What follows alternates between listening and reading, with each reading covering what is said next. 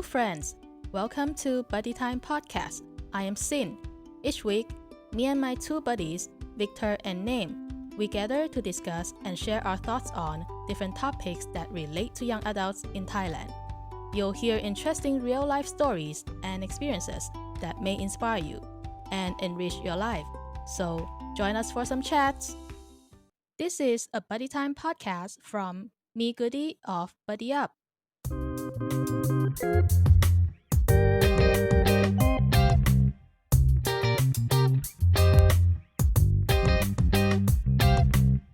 Hello, friends. It's me, Sin. Today, me and my buddy Name, we will be talking on a very interesting topic. It is a fun psychological game designed by a Japanese professor to discover ourselves. This fun psychology game test is called Kokology. I'm not sure if you've heard of it before. So, according to the definition of the book, Kokology is a series of psychological games designed to uncover emotional and behavioral traits of the players. It's also a popular term for the interpretation of the hidden meanings of human behavior and situational responses. So, Name, have you ever heard of Kokology before, or have you tried any other types of psychological tests before? Well, I've heard of the ideas about this, but not the actual term kokoro. And of course, I'm so into this kind of quizzes. Like I take this kind of quizzes so often because I'm all about, uncovering and understanding about myself, even if it's just a little bit. Yeah, actually, I used to be quite into this kind of test as well, but I think majority of the tests that I've seen before are quite serious or boring in a way, I would say. But this one for Kokology, they specifically design it into like a game kind of style. So hopefully this will be a bit more interesting and fun while we are trying out these tests. So for Kokology, it's very simple and fun. It's a game where people would imagine themselves in everyday situations and unusual scenarios and then respond to these simple questions. So the answer will be interpreted from a psychological perspective and tell us something about the way that person's mind works. So I'm going to pick a few questions and ask you.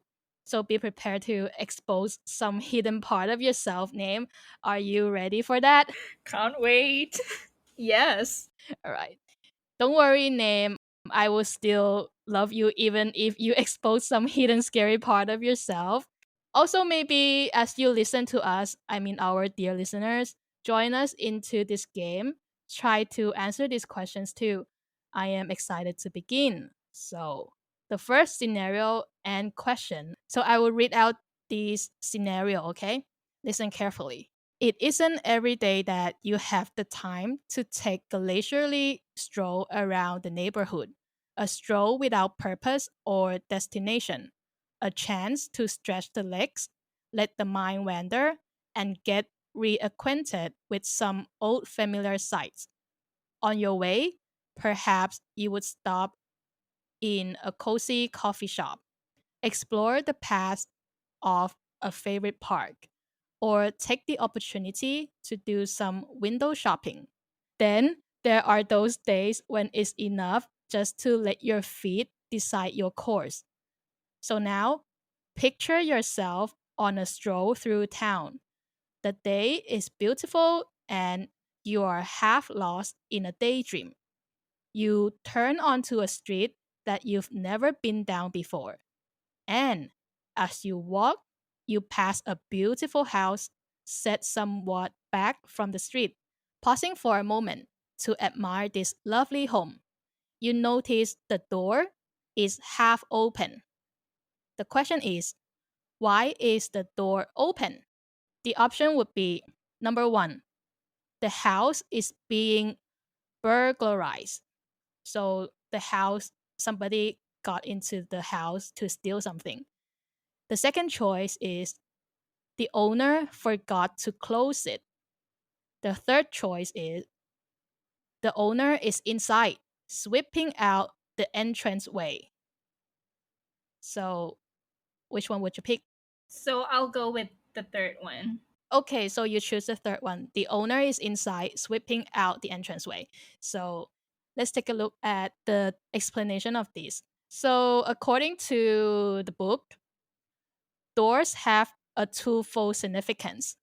They may be passageways, but they can be barriers as well. So, in particular, the front door of a house represents its first line of defense. All that stands between its inhabitants and the uncertainties of the world outside. By imagining as open a door that should normally be closed, you envision a scenario of vulnerability and exposure. So, on a subconscious level, the reason you imagine for the door being open is linked to the ways that you leave yourself open and expose your own weaknesses to others. So, that's the meaning of the door, okay? So, your choice is the owner is inside, sweeping out the entranceway. So, that means you may appear to be a laid back sort, but you never let your guard down. Achieving that constant state of relaxed alertness is what has made you into a mature individual you are. Of course, you still have your human weaknesses. You just don't put them on display for all the world to see. So, what do you think of this explanation of yourself? It's kind of consistent with who I think I am, because like I could be open to my friends, but at the same time I'm also like super conscious with myself. But I'm a little bit curious because at first I was contemplating between two choices, which is like, forgetting to close the door and the owner's inside. But in the end, I choose the owner's inside because I feel like the owner's inside, and then the owners just forgot to close the door. So I'm a little bit curious about the explanation to their second choice. Well, actually, I experienced very similar situation like yours. Like first, I was choosing between option two and three, and then in the end, I kind of go for option two, which is the owner forgot to close it. And according to the book, it says that so for those who choose option number two, the owner forgot to close it, it means that you are not the type to get carried away in crisis situations. And on the contrary, you are so relaxed that you may not notice a crisis is occurring at all. The mistakes you make are caused more by oversight than bad intentions. But the end results for you and the other people around you are the same. So what do you think? Like between option two and option three? I think I resonate more with option three, but when you said you chose option two, I kind of agree with that because I feel like you're a very super calm person. Like you always have like yourself together. So I was like, oh, this is actually true. Actually, I'm not really sure if I can resonate with option two. To some extent, I do agree with it that I could be pretty chill in situations, you know. Yeah, but I guess I just don't know myself that much. And I kind of see this explanation as a positive explanation, you know. But then actually if you look into it, there is also a bit of negative explanation where basically it's telling me that sometimes maybe I can be too relaxed that I don't realize that something is going to happen. So maybe that is something that I have to look into myself, and maybe I should try to, I don't know, be more alert or more aware to the situation. And what about option one? Yeah. So for option one, the house is being burglarized. So it means that you instantly assume the worst in any situation. And this trait is nowhere more evident than when things actually do go wrong. You never get flustered in a crisis, but only because you're much too busy panicking. So the next time disaster strikes, it's important to keep a clear head and remember to take a few deep breaths first and count to 10. Then you can faint. Yeah, this is what I like about these tests because all three answers they have both good side and bad side to it. And even if you feel like this might not be true about you, but then it's actually give you like some kind of signal to actually step back and look into yourself whether if this is really how you react to certain situations, and well, at least you would know which point or which aspects you should improve or work on. Yeah, and actually, this kind of test, what they are trying to discover our hidden self, right? So I think usually we don't even recognize the deepest part of ourselves. And maybe by taking this kind of test, it somehow help us reveal a part of ourselves, like the part that we never thought we were. So yeah, it's an interesting way to know more about yourself. Okay, so let's try another one. This one also seems easy and fun. It's about cats. Oh, I love cats. Yes, me too. Okay, so the scenario is a dog may be man's best friend, but a cat always seems to be its own best friend. You may love them or hate them, but cats have shared as long a history with us humans as any species of animal on Earth. And it's safe to say that they will be around for ages to come. It's not that cats actually do much for people. They cannot fetch the newspaper, shake hands, or play frisbee. Or perhaps it's just that they choose not to. But their cool indifference, quiet pride, and utter impenetrability seem to justify them a place in our world regardless. So we all have our individual perceptions about the cat. Which of the following four phrases strikes closest to the image you hold? So you get the question right. You have to choose what you think of a cat is to you. Number one, basking in the sun. So the cat is basically doing sun tanning under the sun. Yeah. And second, mysterious and inscrutable. So it's mysterious and unreadable. Yeah. So third choice is pleasantly soft to touch.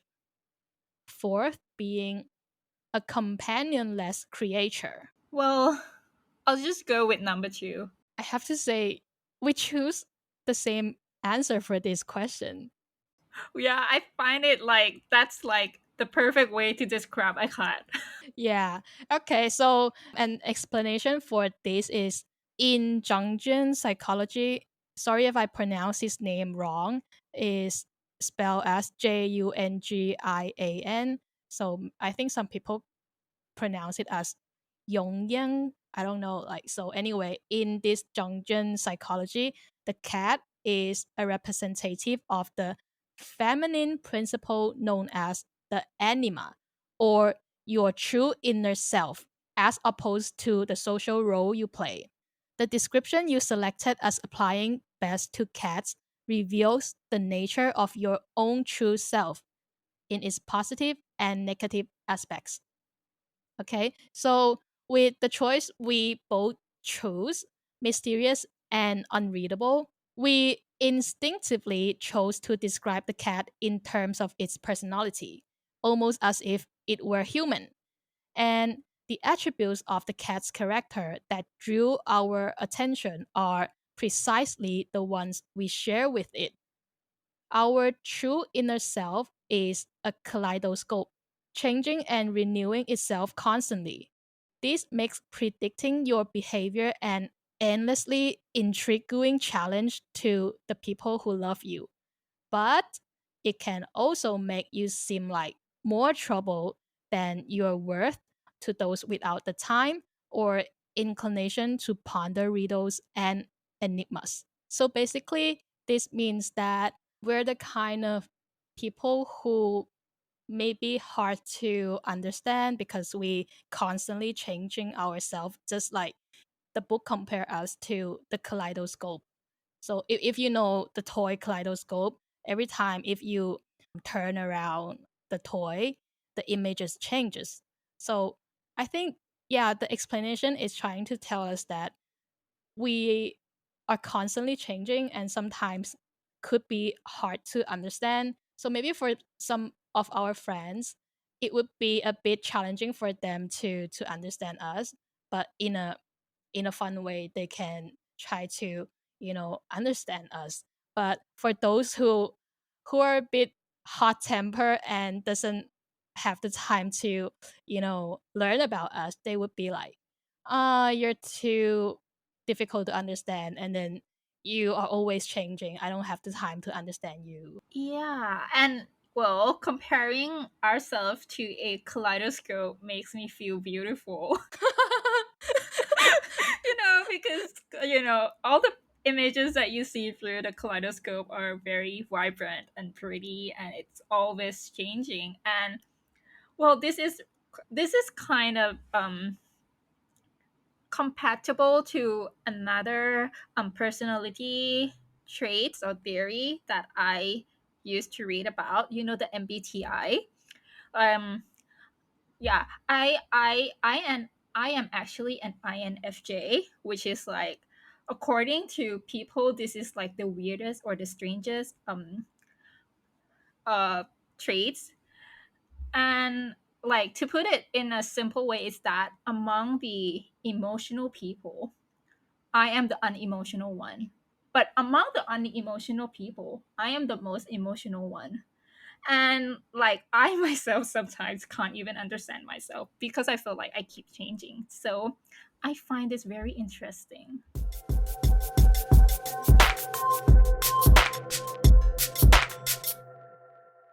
One thing about psychological tests about our personality, I think I think we had this talk sometime before, and then you mentioned something that it changes, the answer changes over time because we experience something new, and then that new experience might change us again. So can I say that the way we are like constantly changing is also because we absorb things more often, and maybe we process them more often. Like, I'm not saying that the other people don't process things and gain experiences. I'm just trying to say that maybe for us, we tend to change more frequently because we don't stick to just one situation or one idea, if I can say that.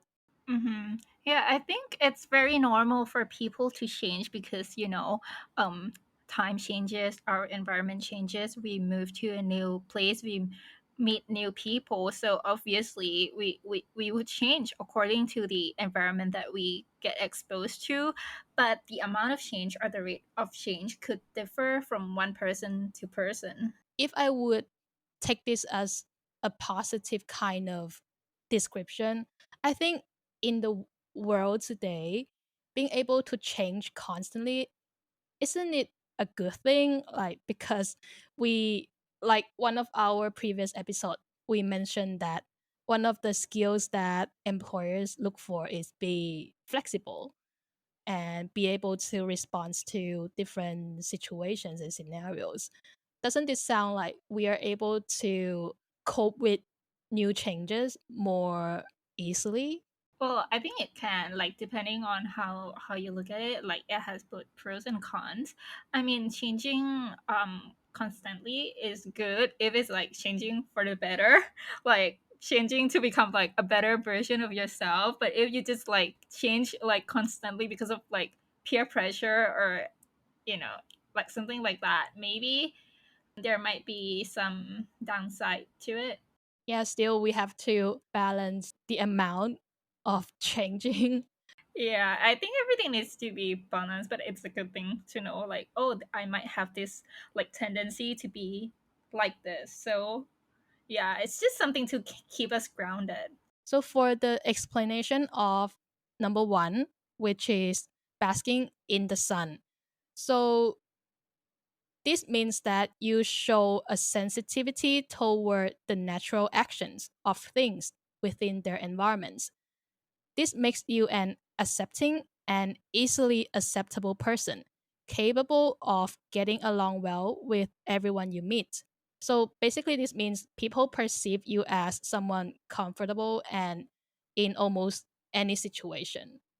This sounds like an easygoing person to me, right? And moving on to option three, which is pleasantly soft to touch.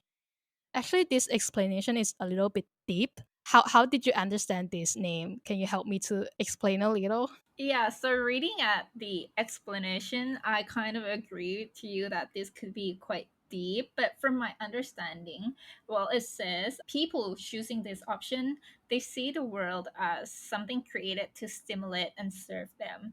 So because they see the world as something that is created for them, well, they could be very like assured, or it could be that they would be very involved in something, like excessively involved in something, because they see things that as something created for them.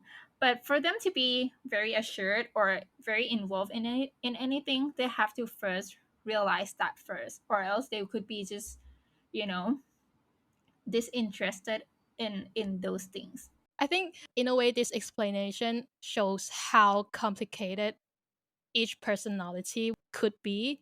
Like for you, it might be just a very simple, easygoing person, and whereas for another person, it can be this.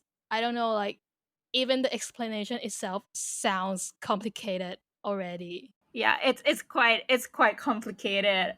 Yeah, I would love to hear if any of our friends chose number three, pleasantly soft to touch, and then maybe you can explain to me. Yeah. Yeah. And I think maybe it sounds hard for us to understand because we didn't choose that answer. Maybe for those who choose this answer, they might get it right away. Like after reading like a few sentences, they might be like, "Ah, this is me." But for us, like we can't really relate to that because we didn't. This is not like in our choice. Yeah.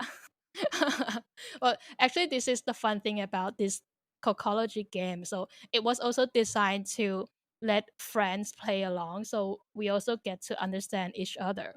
And for the last choice, which is a companionless creature, basically this means that you are most deeply attuned to the emotional and social realms, making you appear caring, warm, and genuinely concerned about others.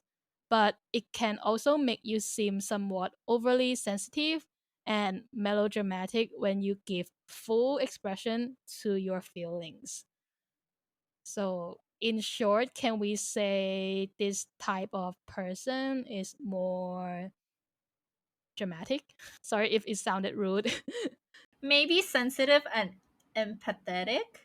Ah, yeah. I almost go with that choice. So if you almost went with that choice, how much do you relate yourself after reading this?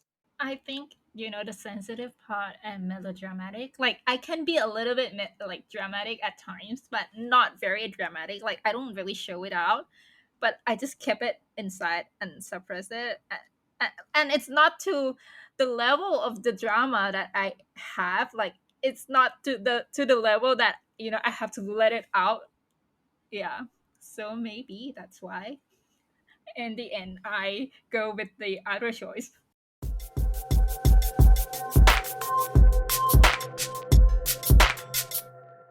Let's try another one then. This one seems interesting. The scenario is about us traveling on a subway, okay? So most of us approach a ride on the subway with a mixture of fascination and dread.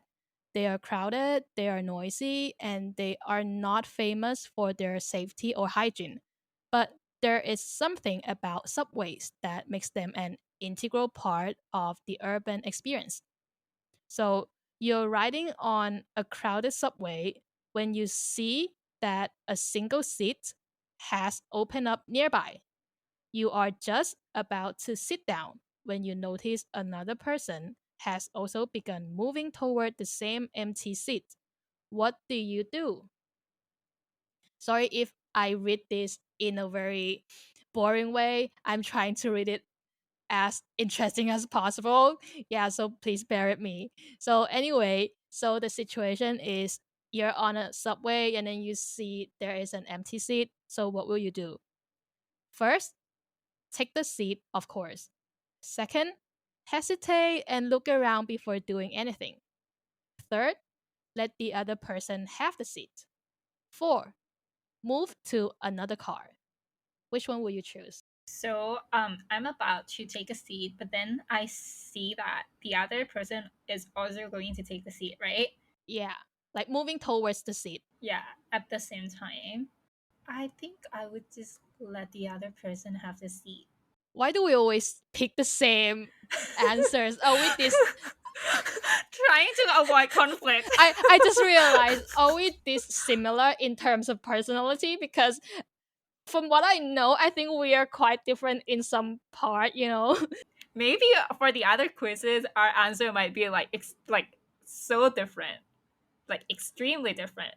It's nice to know. So, okay, so the explanation of this subway scenario, okay, it may not be the most glamorous way to go, and you cannot expect much of the view, but sometimes a trip on the subway is the only way to get where you're going. In that sense, subways are a lot like blind dates. And in both situations, it isn't always easy to change course once you've started heading down the wrong track.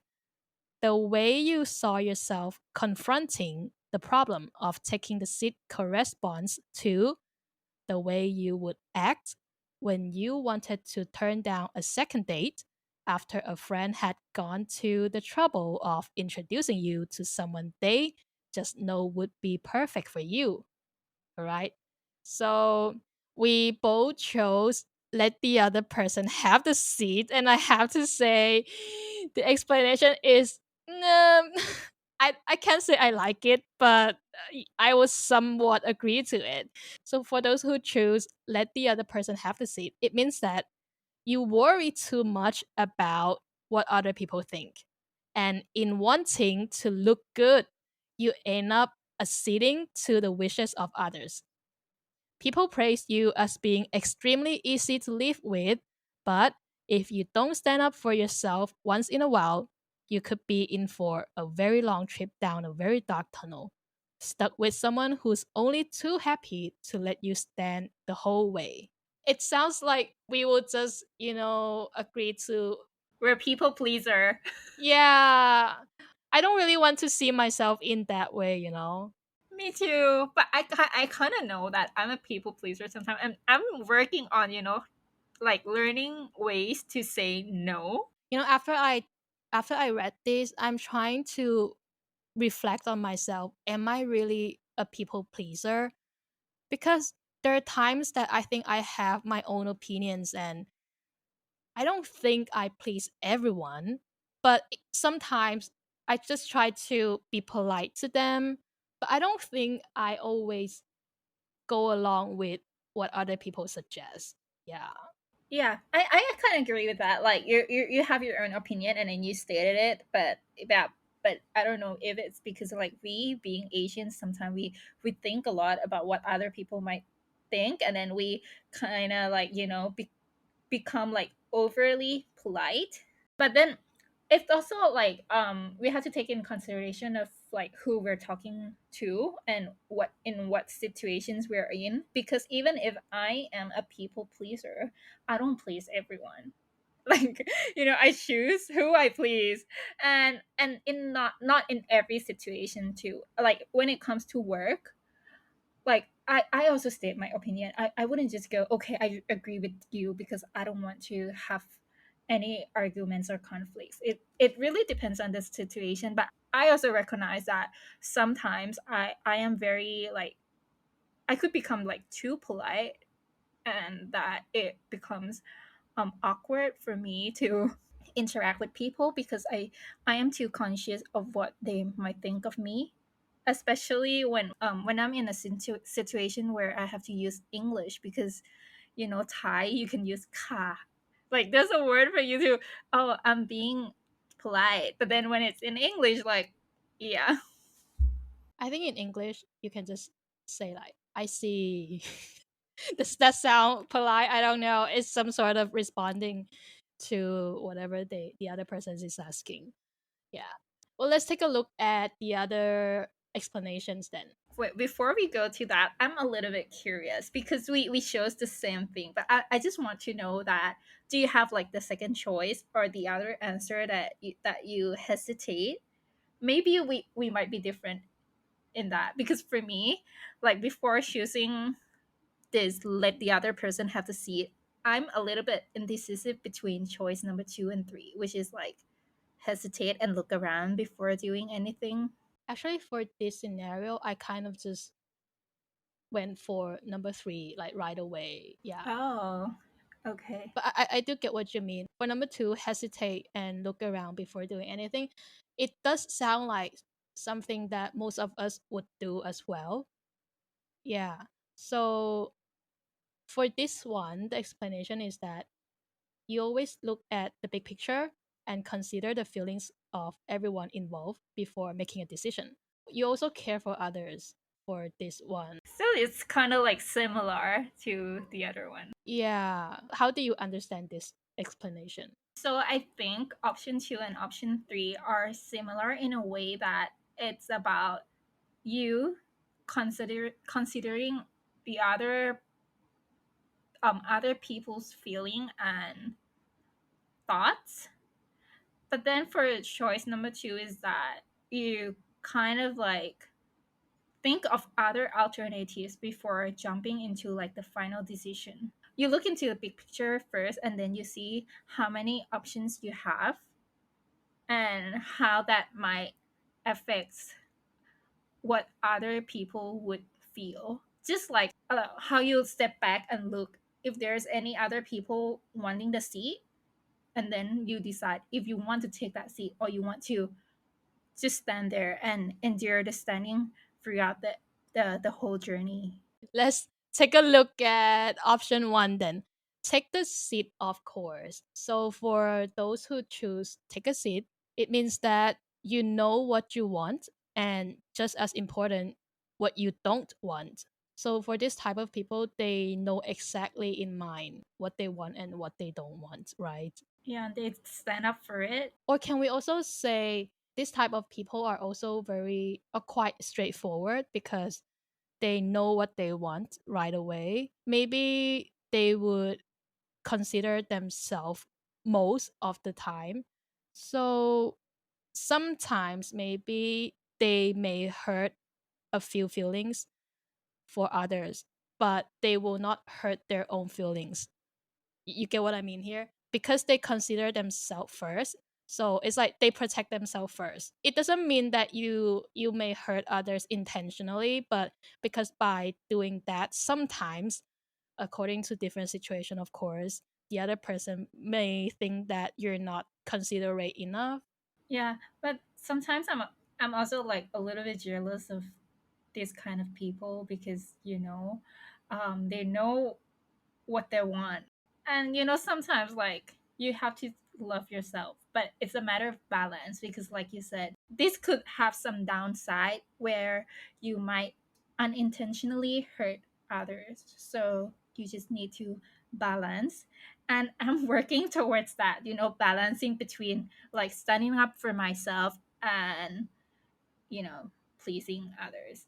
This is a very interesting topic for me, like how to balance pleasing others and standing up for yourself. I think this is also one of the life lessons for all of us.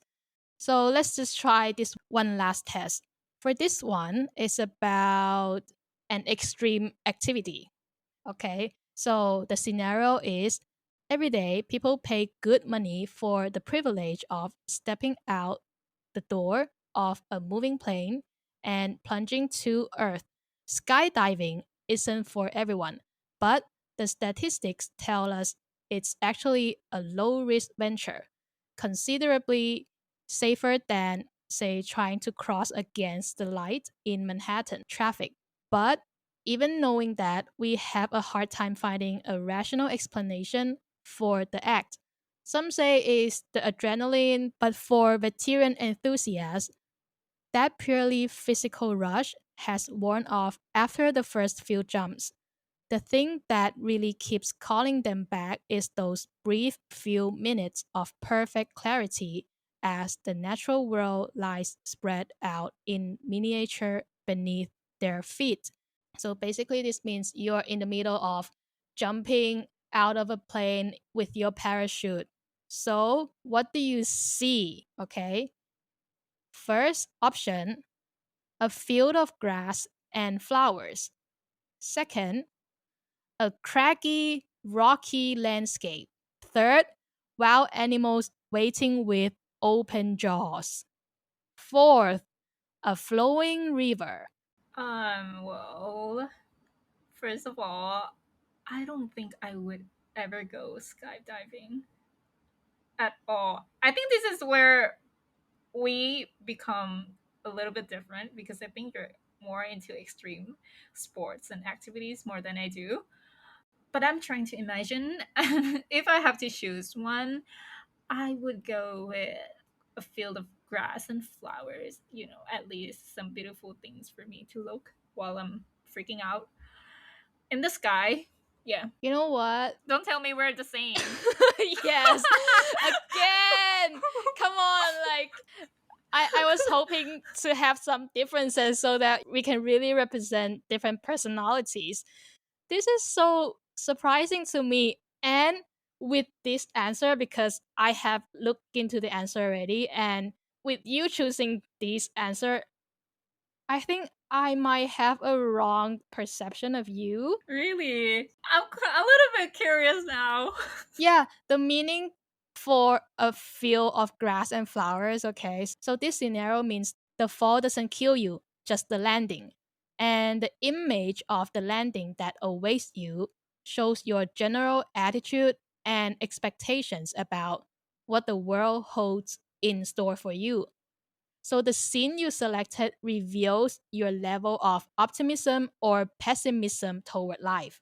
Before I explain the answer to you, do you see yourself as more of an optimistic person or pessimistic person? I'm optimistic when it comes to people around me and the situation around me. But when it comes to myself, like, me thinking about myself, like, I'm a pessimist.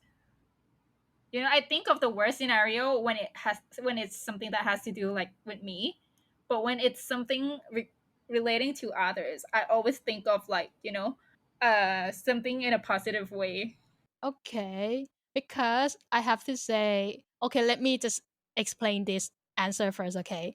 Because I chose this one too, and I think you will agree with me choosing this option, I think.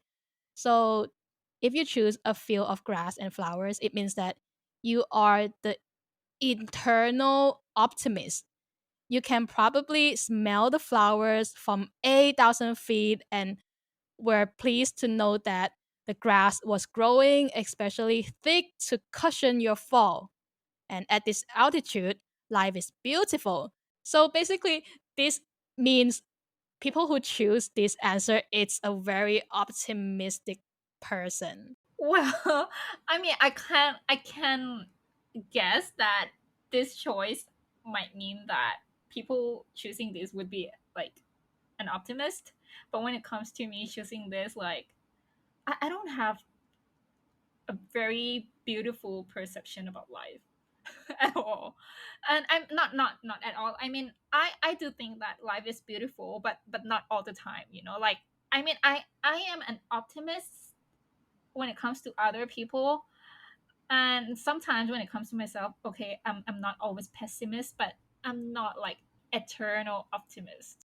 But then looking at the choice, I mean, there's no other choice for me to choose. Like, I mean, I think obviously, like, many people would go with number one because, I mean, who would want to land? in the middle of, wild animals with, A rocky landscape. yeah, and why would you want to land in the river? That doesn't make any sense at all. So I feel like this is something that, you know, Let's take a look at the meaning of each one then. Maybe other listeners will resonate to this one. So let's take a look at number two, a craggy, rocky landscape. This means that this type of people, things already happen. What can they do? It already happened. for number three is that they don't really care if things turn out good or bad. They're just into like being amused and excited about the situation. Even if you die, but then they're happy with it. So for number three, just a reminder, it's wild animals waiting with open jaws. And how about the last one, a flowing river? So they say that you are neither pessimist nor optimist, but take things as they come and deal with problems as they arise. So those people would be the type of people who go with the flow, I think. They don't even think that, oh, is this good or this is bad? What kind of situation they are in. They just go with the flow. If there's problem, they will solve it along the way. So it's like whatever happens, happens. Que sera, sera. Wait, but doesn't that sound like number one? Because the way I understand optimist, it's also like that. Like, or whatever happens. You just, No, I think optimists is that they always think of thing in the best way possible. It's not like, oh, whatever happens happens. But then if they have to imagine of a scenario, they would just think of the best scenario and they would expect things to go that way. okay, yes, you're right. Taking this test with friends is definitely one of the good activity, I would say, if we want to understand different personality. But it's such a pity that both of us we choose almost the same answers and we can't really discuss more into it. Well, the psychology tests are always interesting and it's probably one of the best methods for us to discover the hidden part of ourselves. There are various tests available online nowadays. As for Kokology, like the writers and producers said in the book that they designed these fun psychology games to generate conversation and promote understanding and to help develop and deepen personal relationships, which I think you will also agree, right, Name, by how we discuss throughout this whole process. I think I get to know more about myself and understand a bit more about you as well. It definitely surprises me that we chose so many similar questions. Yeah. So if you find some of the questions we tried today interesting, you can also search for this book, Kokology 1 or Kokology 2. It's spelled as Kokology. We will also leave the information of this book in our episode description. So if you are interested, go check this out. Also, feel free to follow me Goody on Instagram at MEGOODYTH for more updates on our show and activities. Share your questions or ideas with us or share some of your psychological tests if you have. Share them with us. We'll try them out as well. And hope you'll join us again next Thursday. Until then, have a great day.